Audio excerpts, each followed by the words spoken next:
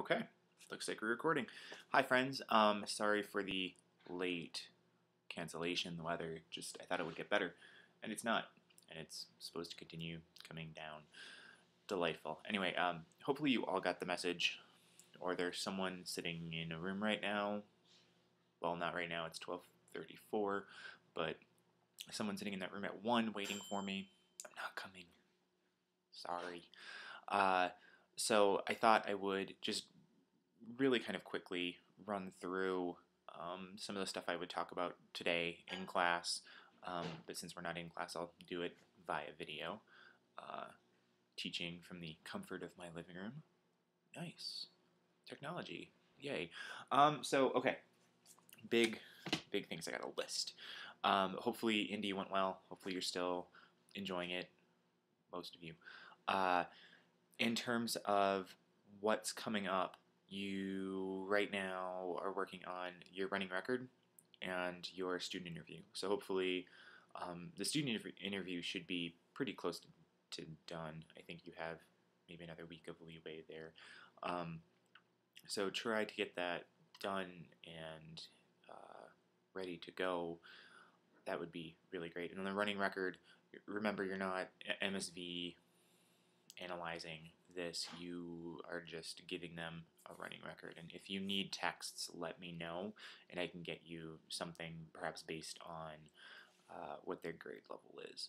So for this first one with a kiddo, you're just kind of figuring out what the speed that they're reading is, and kind of getting a baseline understanding of what they're doing and what kind of books you need to give yourself some decent data to go off of. So that running record number 1 is big in the placement right now, so keep that in your head.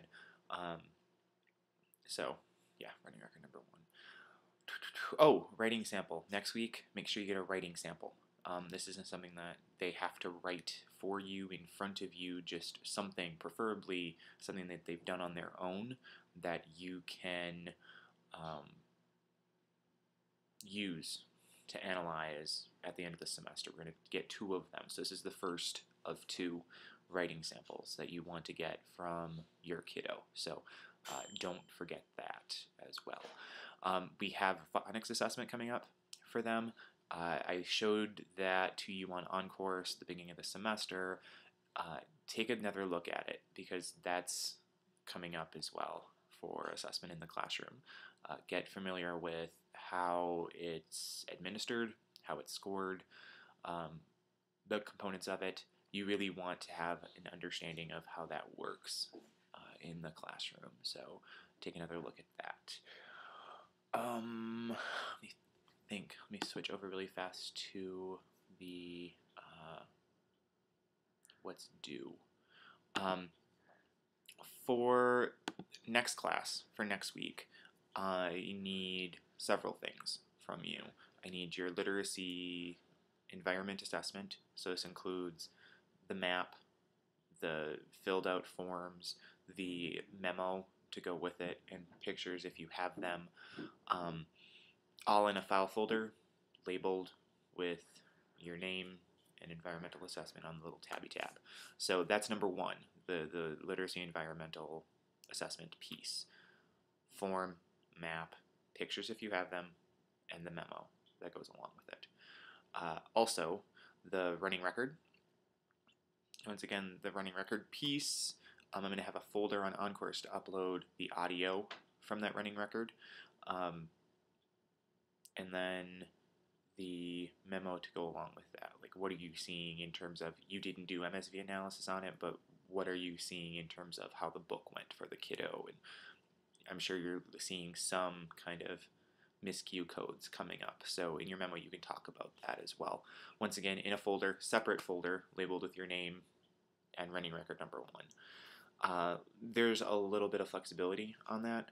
If you haven't gotten it done yet, I can take it the next week. But if you do have it done this week, I'll take it this week. Or this coming week. When I say this week, I mean this coming week. Next Monday. There's one other thing. Oh, reading responses. I'll take reading responses version 1 on next Monday as well. So make sure that you have 2 note cards for every article or book chapter we read, because I'll be collecting them next week and I'll get them to you the Monday after. So 3 things to think about. 3. This camera thing. Crazy. So literacy environmental assessment, the reading responses, and then the running records. And I think that's it. Let me check my syllabus really, really fast. Yes. That should be about everything. Also, you have a running records practice that was on course that'll take next week as well. Don't worry about it on Friday, just bring that one. I'm also going to post one more practice online. So you'll have 2 running records practices that you'll have to hand in. And I'm doing that because we didn't meet in class today. So I'm going to put that second running record practice up as well. So you went from 3 things to remember to 5. 5. So once again, just to review, yes, literacy environment for the literacy assessment profile, the running record number 1 for the literacy assessment profile, your reading responses, and then 2 running record practices that are going to be on course, both done and coded for MSV. Okay, so these 2 practices as well, and hopefully I can get all that graded in a weekend. Crazy. Before I forget, I'm gone this weekend. I'm flying to Pittsburgh. I don't know how internet's going to be, but it should be okay, I hope. If the snow doesn't ground us first.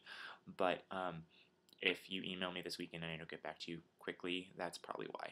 Pittsburgh, here I come. Should be entertaining.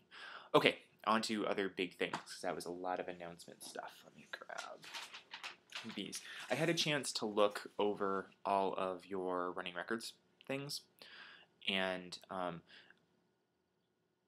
just some quick comment that I noticed. Where did my other one go? Okay, so I'm going to show you this one first. Hopefully you can see it.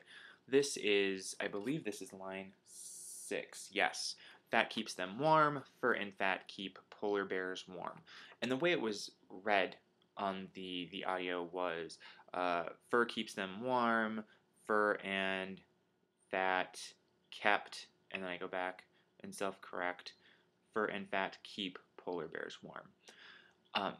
The interesting thing about this miscue is that it was coded by a lot of you as a structural miscue. It's something that, it's the way that they would say it. And then as a visual correct, a visual self-correct. So I just wanted to spend a little bit of time talking through what that is and why that is. Not necessarily perhaps what's actually happening here. So kept and keep. Obviously there's some visual things going on there. K-E, K-E-P, there's a P in both of them. I wouldn't necessarily argue that that's a structural kind of error. I wouldn't also say that it's a meaning error, because it's not necessarily changing the meaning all that much and or making new kinds of meaning out of it. So, hold on, what did I just say there? Oh, I was talking about the visual. So in my head, this is more of a visual miscue right there, because they're cueing into those letters. They're using the letters that they know are there, and that's what they're using to kind of make it work. Now, when they're correcting it, they're going back because kept doesn't sound right. Okay, it just doesn't sound like it works to them. So that would be a structural correction. They're using the structure of language to correct what they previously said. So, sorry, there's someone shoveling outside and it's still snowing. So they're using structure to actually correct the mistake rather than structure to create the mistake. Structure as a miscue normally tends to be something that's a deviant form of the language. Like think goad. We goad to the store. That's not something we normally say. And it looks like I'm about up on time on this clip, so follow me over to clip number 2.